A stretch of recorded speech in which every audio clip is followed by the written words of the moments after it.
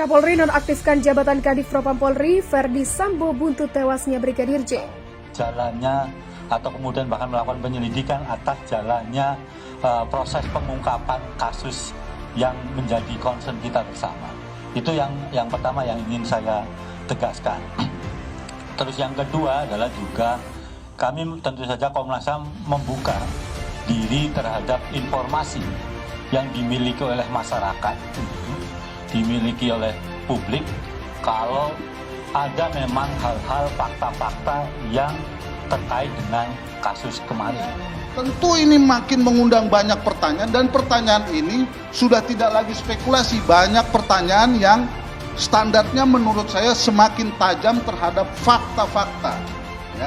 Karena itu saya kira tidak bisa lagi dijawab oleh konferensi pers. Ya, tidak bisa. Saya kira kita negara ini bukan hanya institusi kepolisian. Negara ini harus menjawab dengan standar-standar yang benar, yang menurut saya ukurannya adalah harus pro justisia. Tidak bisa lagi hanya investigasi, oh ini omong ini omong itu, menurut saya. Dan ada ukuran-ukuran dan prosedurnya yang sering disebut-sebut katanya ilmiah begitu. Jadi kenapa hal ini tidak bisa dibiarkan? Karena negara ini punya institusi kepolisian adalah institusi yang menjamin keamanan, ketertiban dan penegakan hukum, memberikan rasa keadilan di masyarakat. Kalau rasa keadilan di masyarakat diharapkan dari pegawainya aja tidak bisa didapatkan, publik mau mengharapkan dari mana? Jadi sekali lagi Mbak Anggi, dengan pembentukan tim ini adalah respon yang sangat terbuka. Siapapun, andai kata Komnas HAM sekarang mundur karena dia punya, nah boleh, itu kita sandingkan semua fakta yang ditemukan oleh penyidik melalui proses pro justisia dengan fakta yang dikumpulkan oleh pencari fakta.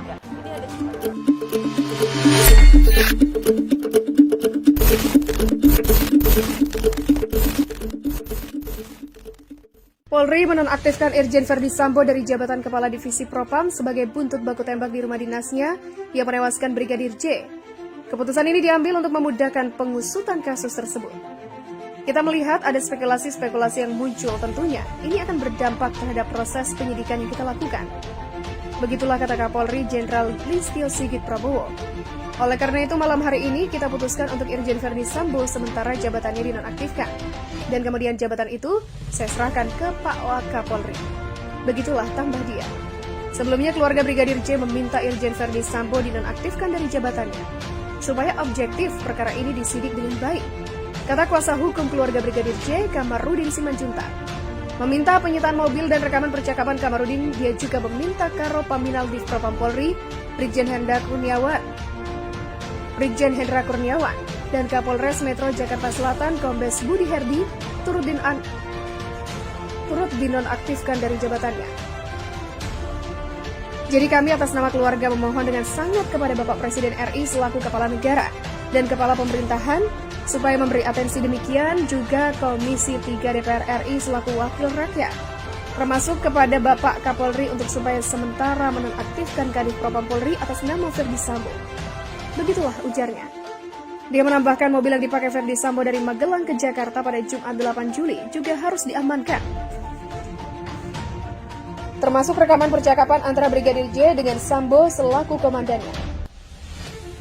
Demikian juga CCTV dari Magelang, mulai dari jalan tol itu supaya diamankan juga. Lintasan-lintasan yang mereka lintasi supaya percakapan-percakapan antara nomor telepon almarhum Brigadir Joshua Huta Barat dengan pimpinannya supaya disita dari Telkom atau dari operator. Tidak lupa orang-orang yang terlibat lainnya seperti istri Kadif Propam, Baradae, dan ajudan-ajudannya. Selain itu, Kamarudin menyampaikan kepada media agar tidak lagi menyebarkan berita almarhum melakukan pelecehan kepada istri pimpinannya. Karena belum ada bukti yang bisa ditunjukkan. Menurutnya seorang ajudan tidak mungkin bisa masuk ke rumah tanpa diperintah atasannya. Kenapa itu? Gak mungkin itu dilakukan oleh seorang ajudan. Karena ajudan itu tidak mungkin bisa masuk ke rumah tanpa diperintah. Dan sampai sekarang belum ada bukti yang ditunjukkan untuk itu. Jadi mohon kepada semua media yang kami hormati selaku pengontrol sosial supaya tidak ikut-ikut menyebarkan berita yang tanpa adanya bukti.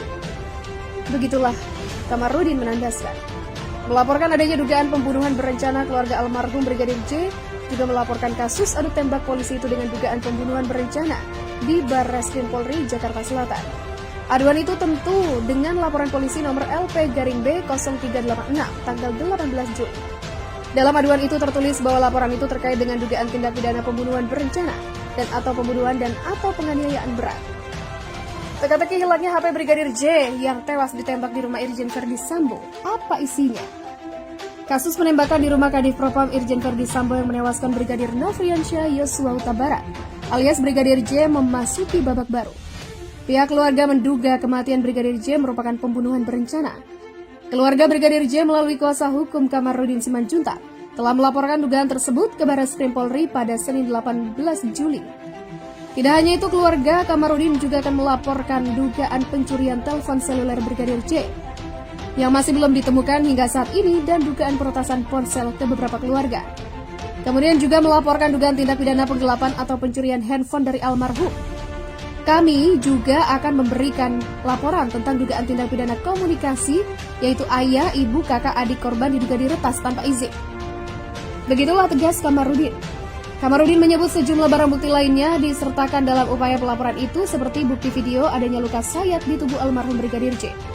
Adapun deretan tindak pidana dalam laporan itu antara lain dugaan pembunuhan berencana, dugaan pencurian dan atau penggelapan ponsel, peretasan dan atau melakukan penyadapan dengan dugaan tindak pidana telekomunikasi. Sebelumnya, Kamarudin mengatakan pihak keluarga menemukan kejanggalan dari kematian putranya tersebut yang mereka terima dari Mabes Polri melalui Difumas Polri. Yang janggal ya penjelasan Karopenmas. Dia bilang tembak-menembak, ia menembak katanya almarhum. Tapi yang ditembak nggak kena, habis 7 peluru. Kemudian yang ditembak menembak balik 4 kali tapi menghadilnya 7 peluru, kan janggal. Senjata apa yang dipakai kok bisa menembak 4 kali menghasilkan 7 peluru? Tak hanya itu, pihaknya juga mempertanyakan adanya luka seperti terkena senjata tajam yang ada pada tubuh Brigadir Joshua. Kenapa ada luka tajam di dalam tubuhnya? Di bibir, hidung, mata, di belakang telinga ada sayatan kurang lebih 1 jengkal, kemudian di bahu, biru-biru di dada kanan kiri ada luka tusukan atau sayatan di kaki. Jarinya, rahangnya, engselnya lepas atau geser. Giginya berantakan. Begitulah ungkapnya. Sementara itu, Menko Polhukam Mahfud MD mengapresiasi langkah Kapolri Jenderal Listio Sigit Prabowo mencopot Irjen Verdi Sambo dari jabatan Kadif Propam Polri. Menurutnya keputusan itu menunjukkan presisi Polri berjalan. Mahfud MD menjelaskan makna presisi yang diusung Kapolri Jenderal Listio Sigit. Pertama, prediktif, yakni bisa memprediksi apa yang akan terjadi dari satu situasi sehingga bisa mengambil tindakan pada waktu dan cara yang tepat. Kedua, responsibilitas, yaitu memberi respon secara cepat atas aspirasi publik. Ketiga, transparansi yang berarti terbuka dan fair. Untuk diketahui, Kapolri Jenderal Listio Sigit Prabowo resmi menonaktifkan Irjen Pol Verdi Sambo sebagai Kadif Propam Polri. Keputusan itu menyusul terjadinya peristiwa penembakan Brigadir Nofriansyah Yosua Huta Barat di rumah dinas Kadif Propam. Brigadir J tewas ditembak Baradae di rumah dinas Verdi Sambo di Jakarta Selatan 8 Juli sekitar pukul 5 sore. Sementara itu, kuasa hukum Irjen Verdi Sambo Arman Hanis mengatakan pihaknya siap menerima panggilan Komisi Nasional Hak Asasi Manusia. Menurutnya, Irjen Verdi Sambo bersedia hadir untuk memberikan informasi yang diketahui terkait insiden tersebut. Sebelumnya, Komisioner Hak Asasi Manusia Khairul Anam berinisiatif memanggil Irjen Verdi. Khairul menerangkan hal itu dalam upaya mendapat keterangan terkait insiden baku tembak antara Brigadir J dengan Baradae. Hal itu dikatakan setelah meminta keterangan pihak keluarga Brigadir J di Jambi.